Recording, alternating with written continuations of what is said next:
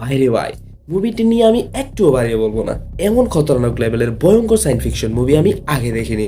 বলেছিলাম এই বছরের ফেব্রুয়ারি মাসে রিলিজ হওয়া নেটফ্লিক্সে প্রথম 3 দিনেই ভিউজের ঝড় তুলে দেওয়া মুভি ওয়ার মেশিন। আগেই বলেছি বাড়িয়ে বলবো না। তাহলে চলো আর বাড়তি কথা না বলে শুরু করা যাক আজকের মুভি এক্সপ্লানেশন। মুভির শুরুতে আমাদের আফগানিস্তানের কান্দাহার নামক স্থানের মরুভূমির মধ্য দিয়ে পার হয়ে যাওয়া ইউএস আর্মির এক ব্যাটালিয়নকে দেখানো হয়। তারা যুদ্ধের প্রস্তুতি নিয়ে এগিয়ে যাচ্ছে। তখনই তাদের এক গাড়িতে ড্রাইভারের ভুলের কারণে যান্ত্রিক সমস্যা হয়। আর সেটা ঠিক করতে আসে আমাদের গল্পের প্রধান চরিত্র। সে একজন ইঞ্জিনিয়ার এবং সাথে অনেক দক্ষ একজন সৈনিক। সে উঁচু গলায় গাড়ির ড্রাইভারকে বকা দিতে দিতে আসতে থাকে এবং সে এমন ভাব করছে যেন ড্রাইভারের আজকে আস্ত রাখবে না। কিন্তু কাছে এসেই ড্রাইভারের সাথে হাসি ঠাট্টা করতে থাকে। আর আমরা জানতে পারি তারা পরস্পর আপন ভাই। তার ছোট ভাইয়ের গাড়িটা কয়েকদিন পরপরই সমস্যা দেখা দেয়। আর সেটা সেই ঠিক করে দিয়ে যায়। তাদের কথাবার্তা এবং খুনসুটি দেখে যে কেউ বলে দেবে তাদের ২ ভাইয়ের মধ্যে কত ভালোবাসা আর মহাব্বত রয়েছে। তাদের মধ্যে দাড়িওয়ালা হলো বড় ভাই এবং সে হলো ছোট ভাই। বড় ভাই তার ছোট ভাইকে নিজের জীবনের থেকেও বেশি ভালোবাসে। যাই হোক, গাড়ি ঠিক করার সময় তাদের মধ্যে কথাবার্তায় ছোট ভাই বলে সে রেঞ্জার হতে চায় এবং সে চায় তার বড় ভাইও তার সাথে রেঞ্জার হোক। তোমাদের মধ্যে যারা রেঞ্জার মানে বোঝোনি তাদের জন্য বলে রাখি, রেঞ্জার হলো ইউএস আর্মিদের খুবই এলিট এবং বিশেষভাবে ট্রেনিং নেওয়া সৈনিক। তারা নরমাল সৈন্যদের থেকেও অনেক বেশি কঠিন থেকে কঠিনতম ট্রেনিং সম্পন্ন করে। যাই হোক, ছোট ভাই আবদার করে বলায় বড় ভাই না করতে পারে না। ফলে ছোট ভাই অনেক বেশি খুশি হয়। তো গাড়ি ঠিক করে যখন বড় ভাই যাচ্ছিল তখনই আফগানিস্তানের তালিবান সৈন্যরা তাদের মধ্যে বোমা বিস্ফোরণ করে। মুহূর্তের মধ্যে তাদের হাসি খুশিতে থাকা পরিবেশটা মৃত্যুপুরীতে পরিণত হয়। বড় ভাইয়ের পায়ে বোমার ধ্বংসাবশেষ এসে ঢুকে যায়। বড় ভাই ছোট ভাইকে বাঁচাতে যায়। ছোট ভাইয়ের কাছাকাছি বোমটি বিস্ফোরণ হওয়ায় সে অনেক বেশি আহত হয়। তখনই সিন পরিবর্তন হয়ে বোমা বিস্ফোরণের ২ বছর পরে একটা আর্মিতে ভরা বাসে বড় ভাইকে দেখানো হয়। সর্বক্ষণ হাসি খুশিতে থাকা বড় ভাইকে দেখে মনে হচ্ছে সে কি যেন হারিয়ে ফেলেছে। আমরা জানতে পারি সে রেঞ্জার হতে যাচ্ছে। কিন্তু রেঞ্জার তো ২ ভাইয়ের একসাথে হওয়ার কথা ছিল। তাহলে বোমা বিস্ফোরণের পর কি এমন হয়েছিল যে তাকে একা যেতে হচ্ছে? সেটা আমরা মুভির সামনেই জানতে পারবো। এই বাসে যে আর্মিগুলো আছে তাদের রেঞ্জার হওয়ার অ্যাপ্লিকেশন অ্যাপ্রুভ করা হয়েছে। তাই তারা ট্রেনিং এর জন্য এই ক্যাম্পে এসেছে। এরপর ক্যাপ্টেন তাদেরকে বলে, "তোমরা তোমাদের নামের পরিবর্তে নিজের নাম্বার দিয়ে পরিচয় দিবে।" এভাবে আমাদের গল্পের প্রধান চরিত্র হয় নাম্বার 81। সার্জেন্ট তাকে বলে, "তুমি এতবার এপ্লাই করেছো, ফিজিক্যাল কন্ডিশনের জন্য ফেল হয়েছো বারবার। এটা তোমার শেষবার।" ক্যাপ্টেন আরো বলে, "দীর্ঘ ৮ সপ্তাহের ট্রেনিং এর শেষে অনুষ্ঠিত হবে অপারেশন ডেথ মার্চ। সেই মিশনে যারা সফল হবে তাদেরকে রেঞ্জার ঘোষণা করা হবে।" এরপর শুরু হয় শ্বাসরুদ্ধকর কঠিন থেকে কঠিনতম ট্রেনিং।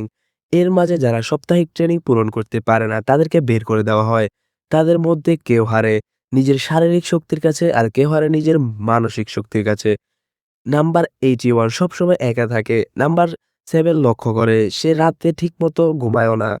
সৈন্যরা নিজেদের মধ্যে বলাবলি করে, "আমি তাকে টিভিতে দেখেছি। সে সিলভার মেডেল জিতেছিল। তালেবানের হামলায় সে একা বেঁচেছিল এবং সেখান থেকে ১০ মাইল দূরে তার ভাইকে কাঁধে নিয়ে এসেছিল।" এদিকে একদিন ট্রেনিং এর সময় সকল সৈন্যকে সুইমিং পুলের নিচ দিয়ে পাথর নিয়ে হেঁটে শেষ পর্যন্ত পৌঁছাতে হবে। সকলে মাঝপথে হাল ছেড়ে দিলেও সে তার লক্ষ্য ও নিজের ভাইকে মনে করে সামনে আগাতে থাকে। কিন্তু শেষ পর্যন্ত যাওয়ার আগেই সে অজ্ঞান হয়ে যায়। ভাইরে ভাই, এমন ইচ্ছাশক্তি থাকলে লাইফে সবকিছু অ্যাচিভ করা সম্ভব। যাই হোক, এরপর নাম্বার 7 তাকে সিপিআর দিয়ে জ্ঞান ফিরায়। এসব দেখে সার্জেন্ট তাকে অনেক বকতে থাকে। বলে, "তুমি তো মেশিনের মতো করছো। নিজের চিন্তা শক্তি ব্যবহার করছো না। মনে রেখো একটা মেশিনেরও লিমিট থাকে।" এরপর সে বলে, "আমি প্যারেড করতে যাচ্ছি।" তখন টিভিতে নিউজে বলা হচ্ছে নাসা দেখেছে পৃথিবীর পাশ দিয়ে একটা স্টেরয়েড যাচ্ছে। সেদিকে দেয়াল না দিয়ে সে চলে আসে শেষ মিশনটা পূরণ করতে, যেটার নাম হলো অপারেশন ডেথ মার্চ। এদিকে ট্রেনিং এর এই পর্যায়ে এসে বেশিরভাগ সোলজার বাদ পড়ে যায়। বাকি যারা আছে তারা যদি ফিনিশ লাইন পূরণ করতে পারে তাহলে তাদেরকে দেওয়া হবে রেঞ্জারের ব্যাজ। এর জন্য তাদেরকে একটা নির্দিষ্ট স্থানে শত্রুর গুলিতে বিধ্বস্ত হওয়া একটা প্লেনকে পুরোপুরি ধ্বংস করে প্রমাণ লোপাট করে পাশে থাকা একটা গ্রাম থেকে সেই পাইলটকে শত্রুদের হাত থেকে বন্দুকের গুলি ছাড়া আইকিউ দিয়ে বাঁচিয়ে আনতে হবে। বুঝতে পারছো মিশনটা কতটা কঠিন হতে চলেছে? এই মিশনের সেকেন্ড কমান্ড ইনচার্জ দেওয়া হয় নাম্বার 7 কে এবং ফার্স্ট কমান্ড ইনচার্জ দেওয়া হয় 81 কে। এটা দেখে নাম্বার 15 একটু বিরক্ত হয়। যাই হোক, এরপর তাদেরকে নামিয়ে দেওয়া হয় জঙ্গলে। নাম্বার 57 এর সাহায্যে তারা ২০ কিলোমিটার পশ্চিমে সেই বিধ্বস্ত প্লেনের কাছে পৌঁছে যায়। এরপর তারা কভার নিয়ে সেই প্লেনটাকে প্রমাণ লোপাটের জন্য C4 লাগিয়ে ব্লাস্ট করে। এদিকে 81 দূর থেকে কিছু একটা লক্ষ্য করে কাছে গিয়ে দেখতে পায় বিধ্বস্ত হওয়া প্লেনটা এখানে। তাহলে বাকিরা এইমাত্র কি ব্লাস্ট করলো? এরপর আমরা দেখতে পাই ব্লাস্ট হওয়া সেই বস্তুটা জীবন্ত হয়ে সবার উপর হামলা করে দেয়। এটির একটা নিয়ম হলো সে হামলা করার আগে স্ক্যান করে তারপর হামলা করে। নাম্বার 44 কে যখন রোবটটি স্ক্যান করে মারতে যাবে তখনই 81 এসে তাকে বাঁচিয়ে নেয়। এরপর তাদের উপর এলোপাথারি গুলি চলতে থাকে। রোবটটির থেকে পালাতে পালাতে পাহাড়ের চূড়ায় এসে পৌঁছে যায়। ঠিক তখনই তাদের উপর রোবটটি একটি বোমা নিক্ষেপ করে যা একেবারে তাদের সামনে এসে পড়ে। তারা বুঝে ওঠার আগেই সেটা বিস্ফোরণ হয়। ফলে সবাই পাহাড় থেকে পড়তে থাকে।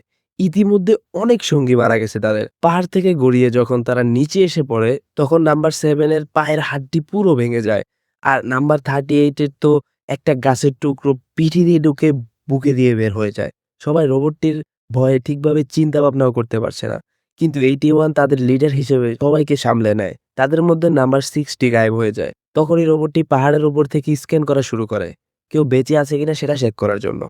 একটুর জন্য রোবটটির কাছে তারা ধরা খেয়ে যায়। রোবটটি তাদের উপর আবারও হামলা শুরু করে দেয়।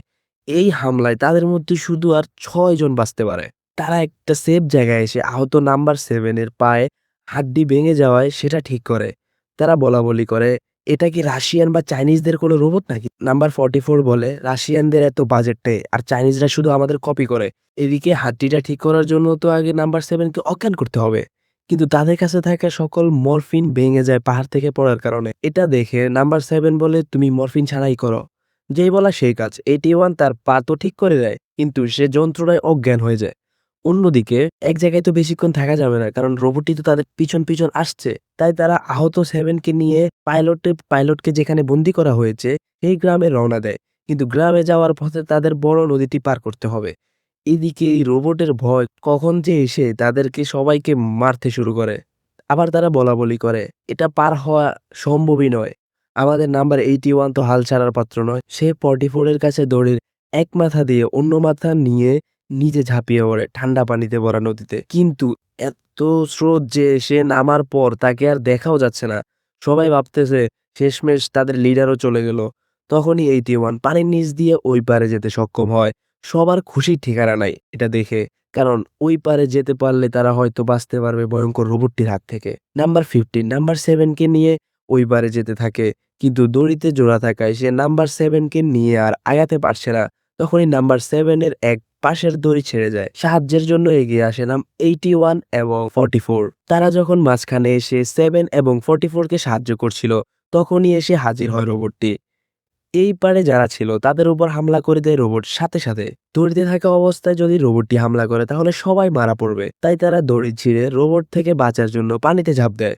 অনেক কষ্টে তারা পাড়ে উঠে আসে। এত কিছুর বড় 81 নাম্বার 7 এর দড়ি একেবারের জন্য ছাড়েনি। সেখানে আমরা নাম্বার 60 কে দেখতে পাই। সেও প্রথম হামলার পরপরই নদীতে পড়ে গিয়েছিল। এরপর তারা সেই গ্রামে পৌঁছে যায়। দেখতে পাই সেখানে আগেই রোবটটি জায়গাটিকে মৃত্যুপরিতে পরিণত করেছে। সেখানে 81 পাহাড়ে আছড়ে পড়া চিহ্ন দেখে বুঝে যায় যে নিজ দেখায় সেই অ্যাস্টেরয়েডটি পৃথিবীতে আছড়ে পড়েছে আর সেটি রূপ নিয়েছে ভয়ঙ্কর রোবটে।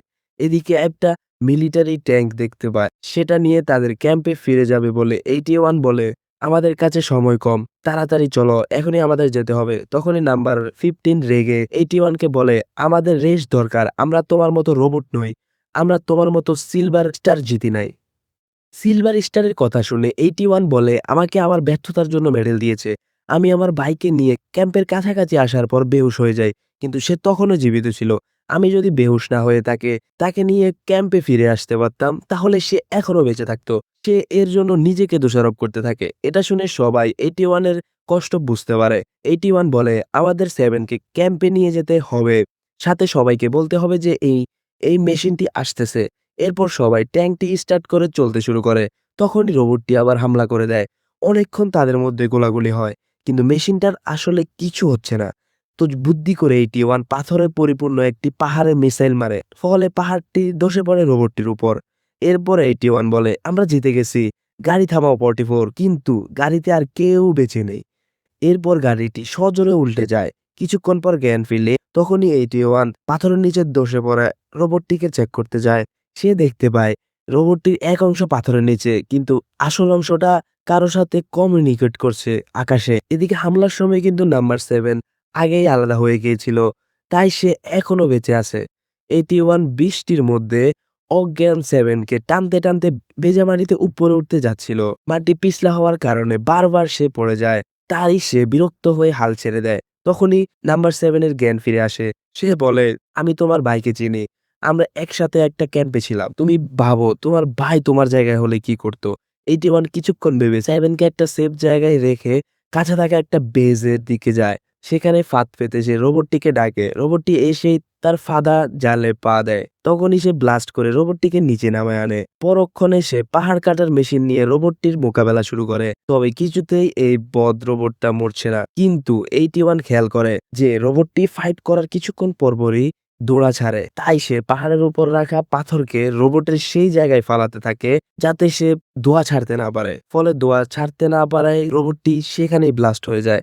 অনেক কষ্টের পর মেশিনটিকে ধ্বংস করতে পেরেছে 81। এরপর সে 7 কে কাঁধে করে আর্মি বেজে নিয়ে আসে এবং সাথে সাথে সে তার ভাইয়ের স্বপ্ন পূরণ করে। কিন্তু আশ্চর্য তো তখন লাগে, পৃথিবীতে শুধুমাত্র একটা রোবট পড়েনি, এমন অসংখ্য রোবট নেমেছে পুরো দুনিয়া। এদিকে পুরো আর্মি অন্য রোবটগুলোর সাথে যুদ্ধ করেও তাদের দুর্বলতা এখনো বের করতে পারেনি। তো 81 যে একটা রোবটকে ধ্বংস করেছে সেটা জেনে সার্জেন্ট তাকে জিজ্ঞেস করে, তুমি কিভাবে ধ্বংস করলে রোবটটিকে?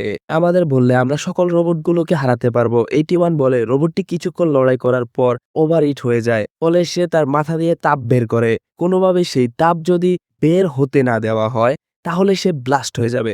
এরপর সার্জেন্ট তাকে রেঞ্জার বেজ পরিয়ে দেয়। পরক্ষণেই সে বের হয়ে যায় বাকি রোবটগুলোকে ধ্বংস করতে।